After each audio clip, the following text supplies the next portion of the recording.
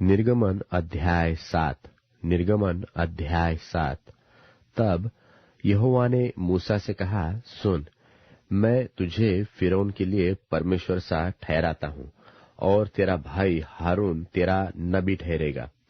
जो जो आज्ञा मैं तुझे दूं वही तू कहना, और हारून उसे फिरौन से कहेगा, जिससे वह इस्राएलियों को अपने देश से निकल जाने दे। और मैं फिरौन के मन को कठोर कर दूंगा, और अपने चिन्ह और चमत्कार मिस्र देश में बहुत से दिखाऊंगा। तो भी फिरौन तुम्हारी न सुनेगा, और मैं मिस्र देश पर अपना हाथ बढ़ाकर मिस्रियों को भारी दंड देकर अपनी सेना अर्थात अपनी इस्राएली प्रजा को मिस्र देश से निकाल लूंगा। और जब मैं मिस्र पर हाथ बढ़ाकर इस्राएलियों को उनके बीच से निकाल दूंगा, तब मिस्री जान लेंगे कि मैं यहोवा हूँ। तब मूसा और हारून ने यहोवा की आज्ञा के अनुसार ही किया। और जब मूसा और हारून फिरौन से बात करने लगे, तब मूसा तो 80 वर्ष का और हारून 83 वर्ष का था। फिर यहोवा ने मूसा और हारून से इस प्रकार कहा कि जब फिरौन तुमसे कहे कि अपने प्रमाण का कोई चमत्कार दिखाओ, तब तू हारून से कहना कि अपनी लाठी को लेकर फिरौन के सामने डाल दे कि वह अजगर बन जाए। तब मूसा और हारून ने फिरौन के पास जाकर यहोवा की आज्ञा के अनुसार किया। और जब हारून ने अपनी लाठी को फिरौन और उसके कर्मचारियों के सामने डाल दिया, तब वह अजगर बन गया। तब फिरौन ने पंडितों और टोना करने वालों को बुलवाया, और मिस्र के जादूगरों ने आकर अपने अपने मंत्र तंत्र से वैसा ही किया। उन्होंने भी अपनी अपनी लाठी को डाल दिया, और वे भी अजगर बन गए। पर हारून की लाठी उनकी लाठियों को निगल गई।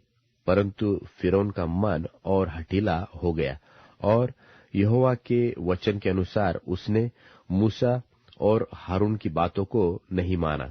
तब यहोवा ने मूसा से कहा, फिरौन का मन कठोर हो गया है, और वह प्रजा को जाने नहीं देता। इसलिए बिहान को फिरौन के पास जा, वह तो जल की ओर बाहर जाएगा, और जो लाठी सर्प बन गई थी उसको हाथ में लिए हुए नील नदी के तट पर उससे भेंट करने के लिए खड़ा रहना, और उससे इस प्रकार कहना कि इब्रियों के परमेश्वर यहोवा ने मुझे यह कहने के लिए तेरे पास भेजा है कि मेरी प्रजा के लोगों को जाने दे, कि जिससे वे जंगल में मेरी उपासना करें। और अब तक तूने मेरा कहना नहीं माना। यहोवा यो कहता है, इससे तू जान लेगा कि मैं ही परमेश्वर हूँ। देख, मैं अपने हाथ की लाठी को नील नदी के जल पर मारूंगा, और जल लोहू बन जाएगा, और जो मछलियां नील नदी में है वे मर जाएगी, और नील नदी बसाने लगेगी, और नदी का पानी पीने के लिए मिस्रियों का जी न चाहेगा।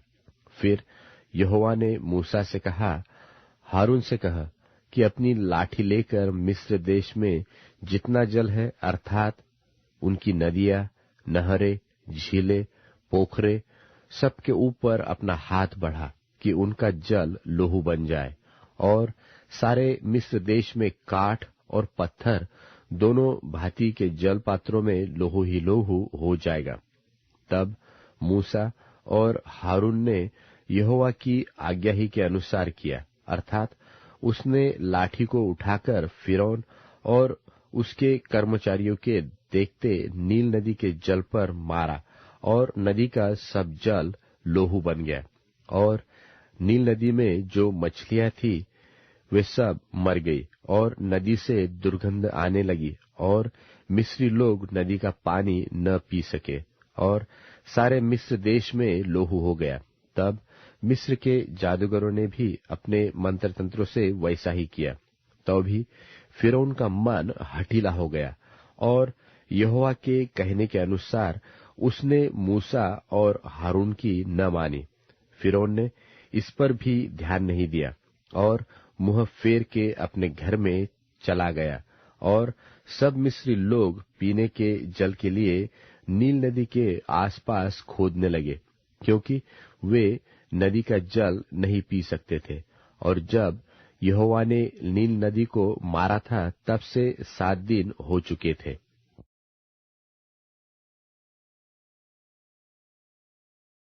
निर्गमन अध्याय 8। निर्गमन अध्याय 8। और तब यहोवा ने फिर मूसा से कहा, फिरौन के पास जाकर कह, यहोवा तुझसे इस प्रकार कहता है कि मेरी प्रजा के लोगों को जाने दे, जिससे वे मेरी उपासना करें। और यदि उन्हें जाने न देगा तो सुन, मैं मेंढक भेजकर तेरे सारे देश को हानि पहुंचाने वाला हूं। और नील नदी मेंढकों से भर जाएगी, और वे तेरे भवन में और तेरे बिछौने पर और तेरे कर्मचारियों के घरों में और तेरी प्रजा पर तेरे तंदुरों और कठौतियों में भी चढ़ जाएगी। और तुझ पर और तेरी प्रजा और तेरे कर्मचारियों सबों पर मेंढक चढ़ जाएंगे। फिर यहोवा ने मूसा को आज्ञा दी कि हारून से कह दे कि नदियों, नहरों और झीलों के ऊपर लाठी के साथ अपना हाथ बढ़ाकर मेंढकों को मिस्र देश पर चढ़ा ले आए। तब हारून ने मिस्र के जलाशयों के ऊपर अपना हाथ बढ़ाया, और मेंढकों ने मिस्र देश पर चढ़कर उसे छा लिया। और जादूगर भी अपने तंत्र मंत्रों से उसी प्रकार मिस्र देश पर मेंढक चढ़ा ले आए। तब फिरौन ने मूसा और हारून को बुलवाकर कहा, यहोवा से विनती करो कि वह मेंढकों को मुझसे और मेरी प्रजा से दूर करे, और मैं इस्राएली लोगों को जाने दूंगा, जिससे वे यहोवा के लिए बलिदान करें। तब मूसा ने फिरौन से कहा, इतनी बात पर तो मुझ पर तेरा घमंड रहे। अब मैं तेरे और तेरे कर्मचारियों और प्रजा के निमित्त कब विनती करूं कि यहोवा तेरे पास से और तेरे घरों में से मेंढकों को दूर करे, और वे केवल नील नदी में पाए जाए।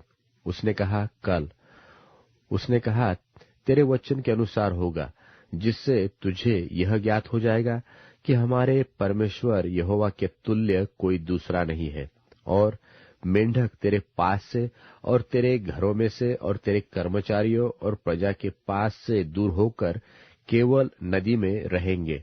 तब मूसा और हारून फिरौन के पास से निकल गए, और मूसा ने उन मेंढकों के विषय यहोवा की दोहाई दी, जो उसने फिरौन पर भेजे थे।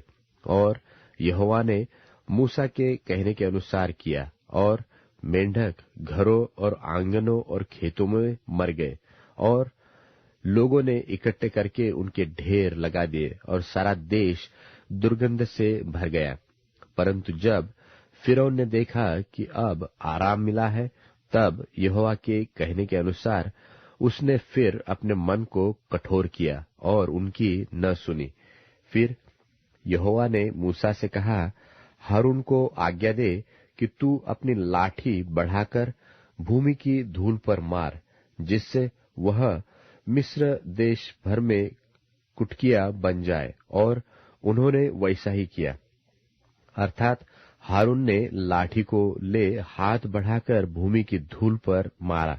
तब मनुष्य और पशु दोनों पर कुटकिया हो गई, वरन सारे मिस्र देश में भूमि की धूल कुटकिया बन गई।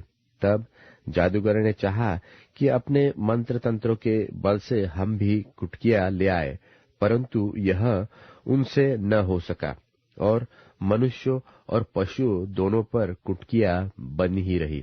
तब जादूगरों ने फिरौन से कहा, यह तो परमेश्वर के हाथ का काम है। तो भी यहोवा के कहने के अनुसार फिरौन का मन कठोर होता रहा, और उसने मूसा और हारून की बात न मानी। फिर यहोवा ने मूसा से कहा, बिहान को तड़के उठकर फिरौन के सामने खड़ा होना। वह तो जल की ओर आएगा, और उससे कहना कि यहोवा तुझसे यह कहता है कि मेरी प्रजा के लोगों को जाने दे कि वे मेरी उपासना करें। यदि तू मेरी प्रजा को न जाने देगा तो सुन, मैं तुझ पर और तेरे कर्मचारियों और तेरी प्रजा पर और तेरे घरों में झुंड के झुंड डास भेजूंगा, और मिस्रियों के घर और उनके रहने की भूमि में भी डास भर जाएंगे। उस दिन मैं गोशेन देश को, जिसमें मेरी प्रजा रहती है, अलग करूंगा, और उसमें डासों के झुंड न होंगे, जिससे तू जान ले कि पृथ्वी के बीच में मैं ही यहोवा हूँ, और मैं अपनी प्रजा और तेरी प्रजा में अंतर ठहराऊंगा। यह चिन्ह कल होगा।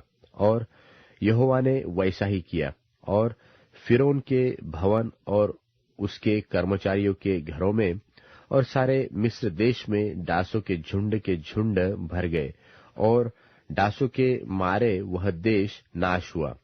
तब फिरौन ने मूसा और हारून को बुलवाकर कहा, तुम जाकर अपने परमेश्वर के लिए इसी देश में बलिदान करो। मूसा ने कहा, ऐसा करना उचित नहीं, क्योंकि हम अपने परमेश्वर यहोवा के लिए मिस्रियों की घृणित वस्तु बलिदान करेंगे, और यदि हम मिस्रियों के देखते उनकी घृणित वस्तु बलिदान करें, तो क्या वे हमको पत्थरवाह न करेंगे? हम जंगल में 3 दिन के मार्ग पर जाकर अपने परमेश्वर यहोवा के लिए जैसा वह हमसे कहेगा वैसा ही बलिदान करेंगे। फिरौन ने कहा, मैं तुमको जंगल में जाने दूंगा कि तुम अपने परमेश्वर यहोवा के लिए जंगल में बलिदान करो। केवल बहुत दूर न जाना और मेरे लिए विनती करो। तब मूसा ने कहा, सुन, मैं तेरे पास से बाहर जाकर यहोवा से विनती करूंगा कि डासों के झुंड तेरे और तेरे कर्मचारियों और प्रजा के पास से कल ही दूर हो। पर फिरौन आगे को कपट करके हमें यहोवा के लिए बलिदान करने को जाने देने के लिए नहीं न करे।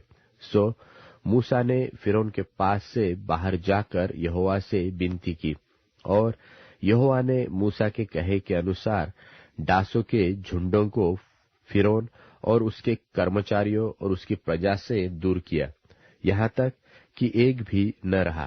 तब फिरौन ने इस बार भी अपने मन को सुन्न किया और उन लोगों को जाने न दिया।